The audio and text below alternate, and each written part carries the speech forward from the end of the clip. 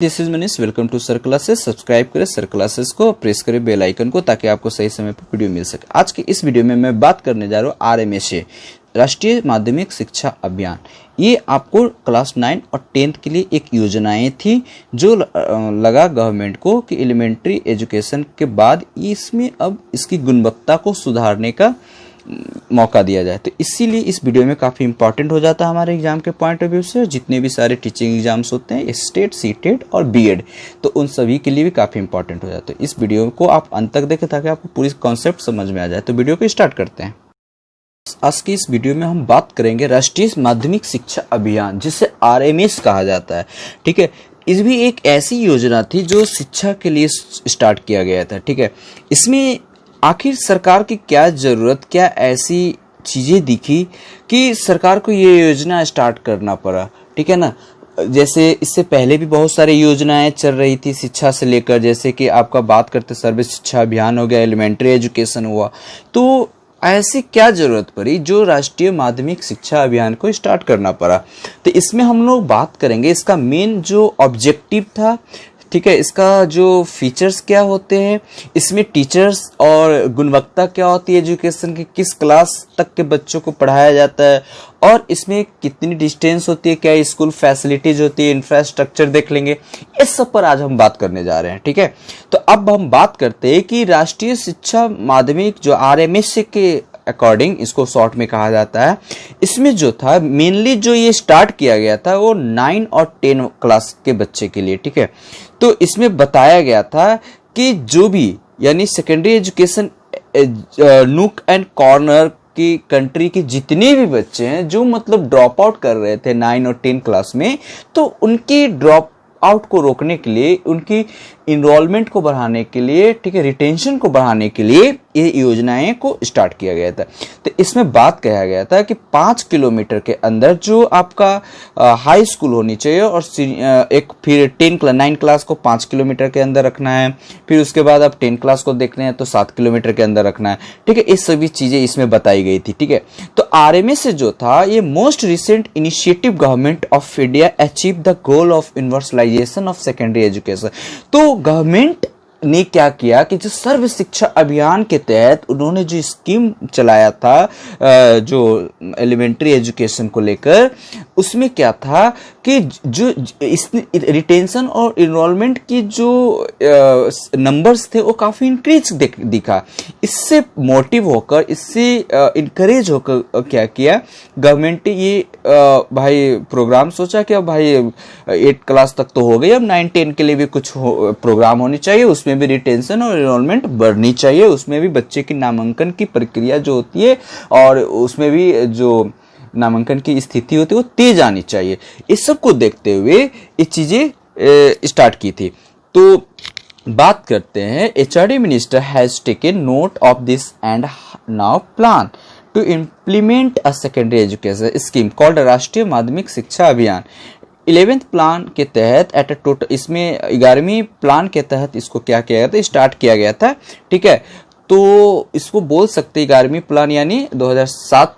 ठीक है, तो 7-12 बोल सकते हैं आप, 7-5-12 है ना। इसमें जो टोटल कॉस्ट इन्वेस्ट की गई थी स्टार्टिंग में 20,120 करोड़ रुपया था।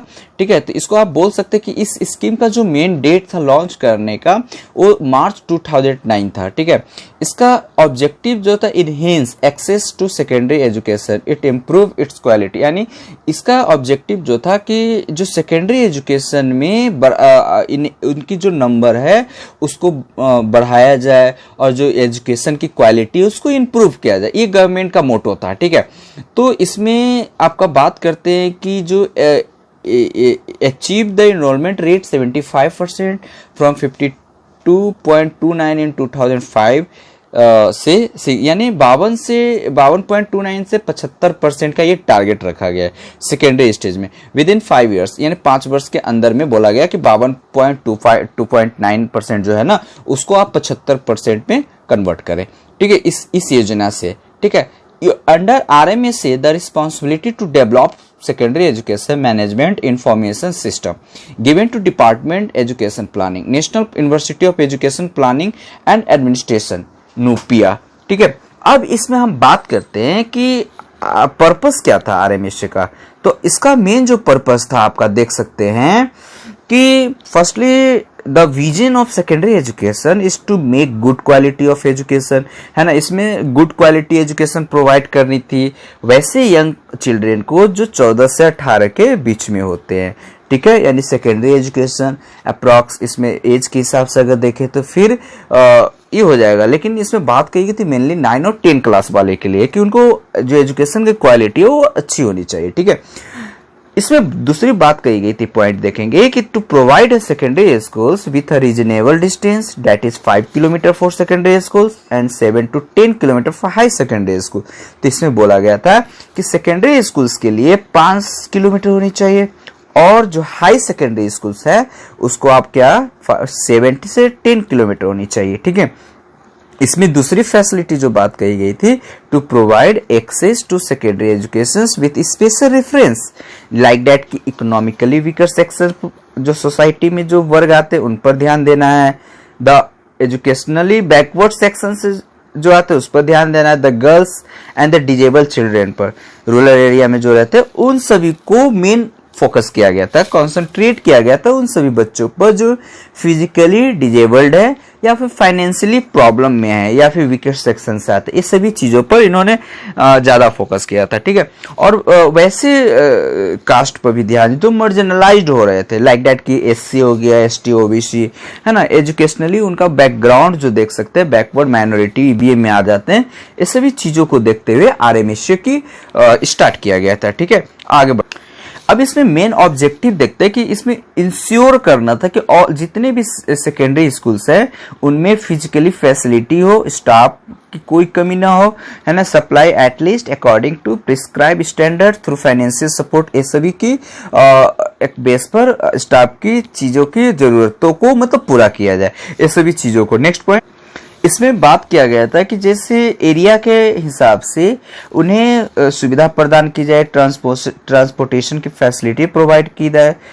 जैसे 5 किलोमीटर के अंदर में स्कूल बनाना है, 7 से 10 किलोमीटर के अंदर में secondary school, higher secondary schools बनाने, और वैसे ट्रांसपोर्ट का भी क्या किया जाए, फैसिलिटी प्रोवाइड किया जाए, ऐसा इसमें बात कहा गया था, ठीक है। इसमें बोला गया था कि उन सभी बच्चों पर ज्यादा फोकस करनी है, ज्यादा ध्यान देना। ऐसे बच्चे इनमें सब बच्चे आ जाएंगे लेकिन उन सभी पर ज्यादा फोकस करनी है जो सोशियली, इकोनॉमिकली और ये सभी से वीक हो, जेंडर को डिस्क्रिमिनेट किया गया और डिजेबिलिटी, ये सभी जो बैरियर्स है ये सभी चीजों को इसमें हटाना था। मेन इंटेंशन ये था, मेन ऑब्जेक्टिव कि जो हमारे समाज में सोशियो इकोनॉमिक जो बैरियर्स होते हैं, डिजेबिलिटी बैरियर्स होते हैं, ये सभी चीजों को क्या करना था, इम्प्रूव करना था, ठीक है। दूसरी बात बता दें कि इसमें बोला गया था कि हमारी जो एजुकेशन की क्वालिटी है उसको क्या करना था, काफी अच्छी करनी थी। Quality to secondary education resulting enhanced intellectual, social and culture. बच्चों को ऐसा आउटकम देनी है, उन्हें ऐसा तैयार करना है कि वो सोसाइटी में जाकर अपना कल्चर को ट्रांसफॉर्म कर से अपने एजुकेशन को ट्रांसफॉर्म कर सके, ठीक है। ये सभी बात इसमें कही गई थी, ठीक है। दूसरी बात जो था, ensure that all student pursuing education receive education और गुड क्वालिटी की एजुकेशन पर बात कही गई थी। दूसरी चीज थी, नेक्स्ट पॉइंट जो था, achievement of the above objective would also signify substantial और progress in the directions of the common school system, ठीक है। ये सभी बात आरएमएसए में कही गई थी। अब हम बात करते हैं फीचर्स का। फीचर ऑफ आरएमएस क्या था, तो फर्स्ट हम लोग देखते हैं फीचर रिगार्डिंग फाइनेंस। तो फाइनेंस के रिगार्डिंग में क्या था कि सेंट्रल गवर्नमेंट इसमें इन्वेस्ट करेगी 75% और जो स्टेट, नॉर्थ ईस्टर्न स्टेट को छोड़कर बाकी जो स्टेट आते हैं एरिया का, वो 25% इन्वेस्ट करेगी, ठीक है। दूसरी बात कही गई थी कि जब स्टेट गवर्नमेंट और यूनियन टेरिटरी की जहां तक बात आई तो उसमें भी क्या कहा गया था कि 25% implement the component expect north, यानी स्टेट गवर्नमेंट या यूनियन टेरिटरी वाले 25% करेंगे, अब बाकी जो सेंट्रल गवर्नमेंट करेगी 75% नॉर्थ इंडियन स्टेट को छोड़कर। अब दूसरे नेक्स्ट पॉइंट जो था, state government will design a comprehensive financial management system. तो स्टेट गवर्नमेंट एक ऐसा कॉम्प्रहेंसिव फाइनेंशियल मैनेजमेंट डिजाइन करेगी जो सबकी सुविधा के हित के लिए हो और उससे ज्यादा चीज़ें प्रोवाइड किया जा सके। दूसरी बात कहा गया था कि सेपरेट बैंक होनी चाहिए, बैंक अकाउंट होनी चाहिए स्कूल्स का, जिससे उनको डायरेक्ट जो फंड वगैरह आएगी वो डायरेक्ट उनको उनके अकाउंट में चली जाएगी, स्कूल के अकाउंट में, और वो यूज कर सकते हैं इजी वे में, है ना। उस फंडिंग में लेट नहीं होना चाहिए। फिर उसके बाद बोली गई कि इसको पहले तो 75-25 का रेशियो था, फिर 12th 5 ईयर प्लान जो आया उसमें जो शेयरिंग का पैटर्न था वो सेंट्रल और स्टेट के बीच में 50-50 कर दिया गया, ठीक है। तो स्टेट गवर्नमेंट पहले क्या था, इससे पहले 11th प्लान में कि आपको 75-25 यानी 75% स्टेट सेंट्रल गवर्नमेंट देगा और 25% स्टेट गवर्नमेंट देगी। लेकिन बाद में क्या कहा गया कि भाई नहीं, अब 12th 5 ईयर प्लान में 50-50 कर दिया गया, लेकिन नॉर्थ ईस्टर्न स्टेट को छोड़कर, ठीक है। अब बात करते हैं स्कूल इंफ्रास्ट्रक्चर का। तो स्कूल इंफ्रास्ट्रक्चर कैसी होनी चाहिए, तो keeping mind the basics objective of access within 5 kilometre of every habitation, यानी हर एक बच्चे की मतलब जो बोलते हैं कि हैबिटेशन यानी निवास स्थान से स्टूडेंट्स की 5 किलोमीटर के अंदर में ये स्कूल की बात कही गई थी, ठीक है। दूसरी बात कही गई थी कि ओपनिंग एडिशनल क्लासरूम, है ना, एडिशनल क्लासरूम होनी चाहिए। Additional enrolment should be accommodated by regarding their capacity, है ना। उसकी बात कही गई, the new secondary schools will be opened PM the basics on prospective plan and demanded, ये सभी बात कही गई थी। अब नेक्स्ट जो पॉइंट था आपका वो आपका रिगार्डिंग टीचिंग स्टाफ के रिगार्डिंग क्या क्या था। तो सब्जेक्ट वाइज जो होती है TG और PG टीचर यानी पोस्ट ग्रेजुएट टीचर, ठीक है, या फिर TG टीचर होना जरूरी है। फिर PTR यानी जो प्यूपिल्स टीचर रेशियो है यानी स्टूडेंट टीचर रेशियो जो है, यानी 30 स्टूडेंट पर कितनी टीचर होनी चाहिए, एक टीचर का, ये प्रावधान होना चाहिए था, ठीक है। जिसमें क्लास का साइज बड़ा ना हो, ज़्यादा स्टूडेंट का गैदरिंग नहीं, क्योंकि ज़्यादा स्टूडेंट का गैदरिंग होने के बाद क्या होता है ना कि टीचर पढ़ा नहीं पाते हैं, उन्हें बहुत सारे काम होते हैं, उनका होमवर्क चेक करना, उन्हें पढ़ाना, तो इस सभी की वजह से ज़्यादा भीड़ की बात नहीं कही गई थी। बोला गया था 30 स्टूडेंट रहना है और 30 पर एक टीचर रहेगा। Teacher will be employed by the society implementing RMSA, ठीक है। उसके बाद प्रिंसिपल्स रूम्स होनी चाहिए, उसके बाद next office and teachers room भी होनी चाहिए। नेक्स्ट जो था इसमें बात कही गई थी कि रिगार्डिंग क्वालिटी इंप्रूवमेंट, यानी क्वालिटी इंप्रूवमेंट के रिगार्डिंग क्या कहा गया है इसको देख लेते हैं।